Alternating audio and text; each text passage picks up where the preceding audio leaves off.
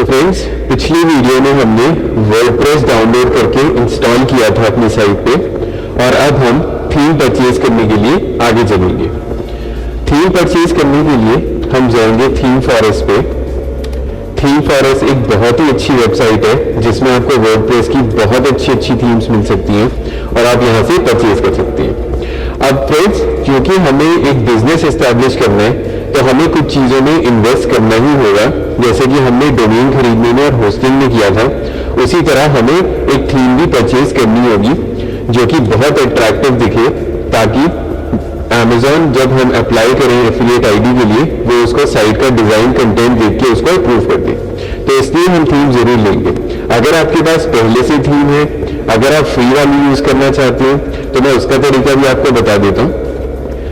आपको सिंपली जब आप इसमें लॉग्ड इन है और अपने साइट के बैक एंड पे वर्डप्रेस के लॉग्ड इन है, आपने अपीयरेंस में जाना है और थीम्स में जाना है। ये मैं आपको फ्री वाली थीम बता रहा हूँ। ऐड न्यू पे आपने क्लिक करना है और इसमें से आप पॉपुलर पे क्लिक कर सकते हैं। ये सारी थीम्स बिल्कुल फ्री हैं, जैसा कि आप देख रहे हैं। सारी थीम्स फ्री हैं। आप कोई भी थीम परचेज कोई भी थीम एक्टिवेट कर सकते हैं फ्री में। उसी तरीके से अगर आप फीचर में जाकर के देखते हैं तो ये भी बहुत सारी थीम्स आपको मिल जाएंगी और आप इनको यूज कर सकते हैं। लेकिन मैं आपको अभी भी यही सजेस्ट करूंगा कि आप बहुत ही ब्यूटीफुल थीम खरीदें जो कि देखने में बहुत ही अट्रैक्टिव हो। जैसा कि मैं आपको फिर से एक बार एक एग्जांपल दिखाता हूँ। मैंने अपने लिए थीम खरीद रखी है और ये मल्टीपल साइट्स पे मैं यूज करता हूँ और ये देखने में बहुत ही अट्रैक्टिव लगती है। और इन्हीं डिजाइन और इन्हीं चीजों की वजह से Amazon बहुत ही जल्दी इस एप्लीकेशन को अप्रूव कर देता है। तो डिजाइन बहुत ही अच्छा है। एक डिजाइन आप ये भी देख सकते हैं। साथ ही में मैं आपको एक डिजाइन और दिखा देता हूं और इस वाली थीम को यूज करके आप बहुत ही सुंदर डिजाइन बना सकते हैं।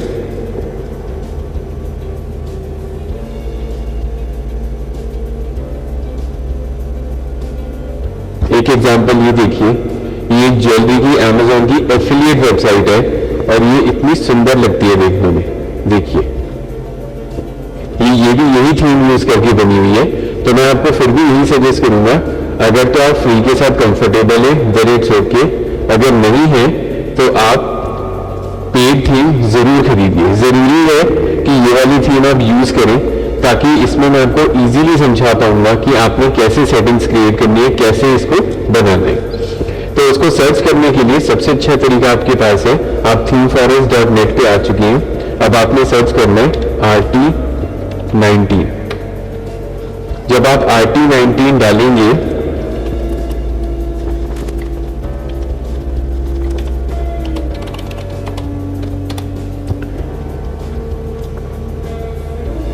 तो ये आपको दिखा देगा RT थीम 18, RT थीम 15। लेकिन हम सबसे लेटेस्ट वाली करेंगे, इसलिए हम RT थीम 19 को सर्च करेंगे।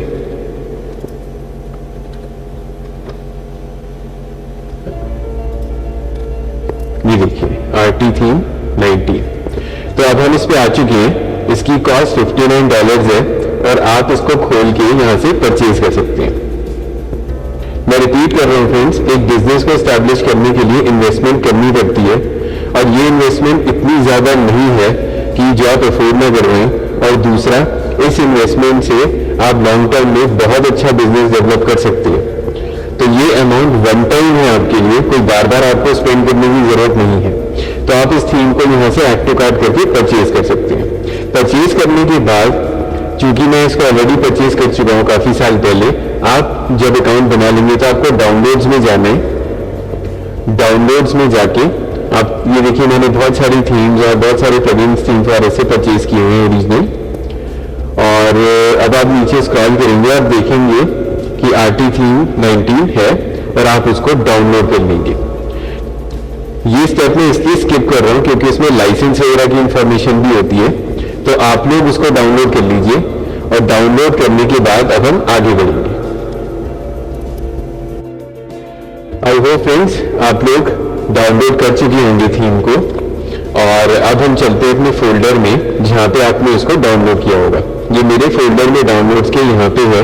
अब आपने सबसे पहले स्टेप क्या करना है, आपने उसको एक्सट्रैक्ट करना है।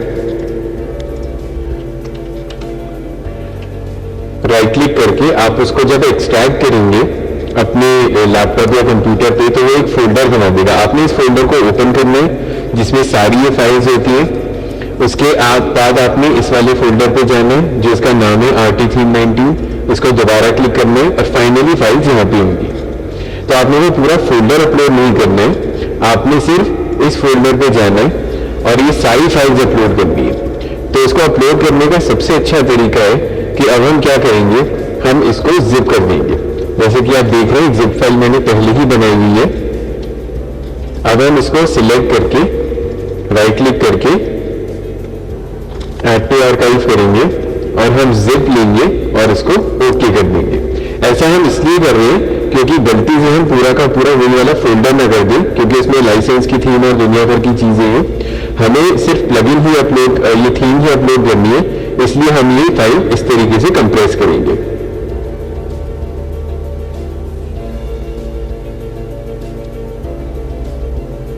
अभी जिप कर रहा है, अभी इसका जिप कंप्लीट हो चुका है।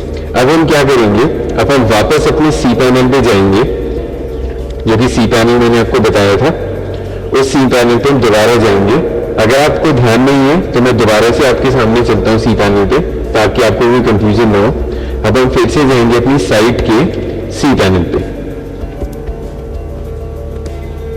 अब हम यहाँ पे जाके लॉगिन करेंगे अपने यूजर नेम और पासवर्ड के साथ, जो यूजर नेम पासवर्ड मैंने आपसे सेव करवाया था।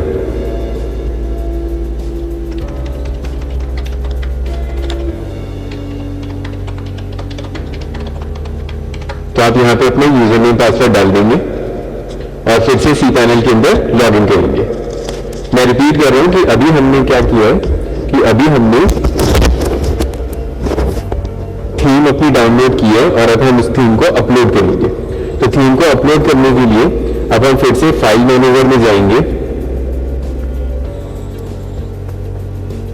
फाइल मैनेजर में जाके हम public_html में जाएंगे। उसके बाद हम WP कंटेंट में जाएंगे। कंटेंट में हम थीम्स में जाएंगे और यहां पे हम अपलोड पे क्लिक करेंगे। अपलोड पे क्लिक करने के बाद अब हम सिलेक्ट फाइल करेंगे और सिलेक्ट फाइल करके हम उसी फोल्डर पे चलेंगे जहां आपने इसको सेव किया था।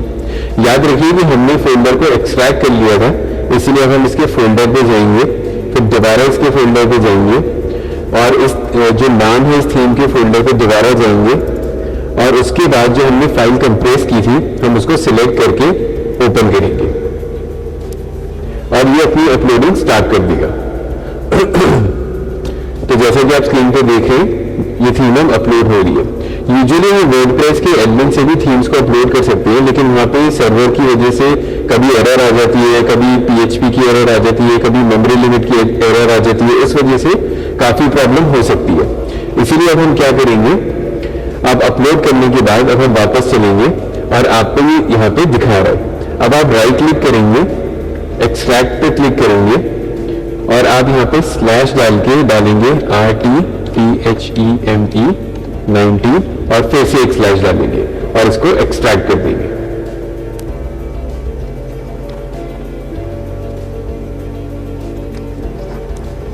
अब जैसा कि आप स्क्रीन पे देख सकते हैं ये एक्सट्रैक्ट हो चुका है। इसको रीलोड करेंगे तो यहाँ पे एक फोल्डर आपको दिखा देगा जिसमें सारे कंटेंट्स हैं।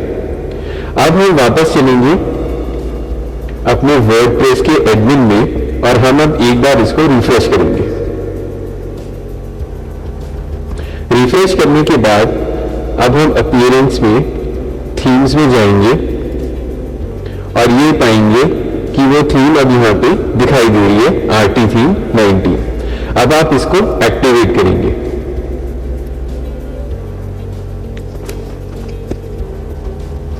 एक्टिवेट करने के बाद ये आपको दो ऑप्शंस देगा, begin installing plugins, dismiss the notice. आपने बिगिन इंस्टॉलिंग प्लगइन्स पे क्लिक करना है। ये 3 प्लगइन्स ही आपको दिखा रहा है, आपको इस पे टिक करके इसको इंस्टॉल पे क्लिक करना है और अप्लाई करना है। तो अभी ये प्लगइन्स इंस्टॉल कर चुका है और अब हम वापस क्लिक करेंगे return to required plugin installer पे।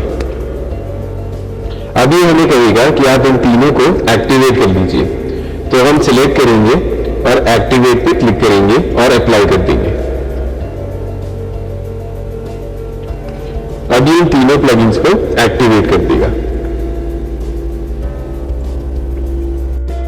तो अभी सारे प्लगइन्स को एक्टिवेट कर चुका है फ्रेंड्स। अब हम आगे बढ़ते हैं नेक्स्ट स्टेप पे। अब हम ये देखते हैं यहाँ पे माउस ले जाकर व्यू साइट में कि अभी तक हमारी वेबसाइट कैसी दिखाई दे रही है। क्योंकि वेबसाइट में भी कोई डेटा नहीं है, इसलिए हमारी वेबसाइट बिल्कुल प्लेन और ब्लैंक दिखाई दे रही है। अब हम इसको कस्टमाइज करेंगे कलर थीम्स वगैरह के साथ, ताकि ये वेबसाइट इसकी तरह दिखने लगे, जैसा कि मैंने आपको एग्जांपल में दिखाया था। हम अपनी ये वाली साइट जो इस तरह से जो दिख रही है, हम पूरी की पूरी साइट को इस तरीके से कन्वर्ट करेंगे और हम तब Amazon एफिलिएट आईडी के लिए अप्लाई करेंगे। तो चलिए फ्रेंड्स, अब हम स्टार्ट करते हैं कस्टमाइजेशन के लिए नेक्स्ट वीडियो में।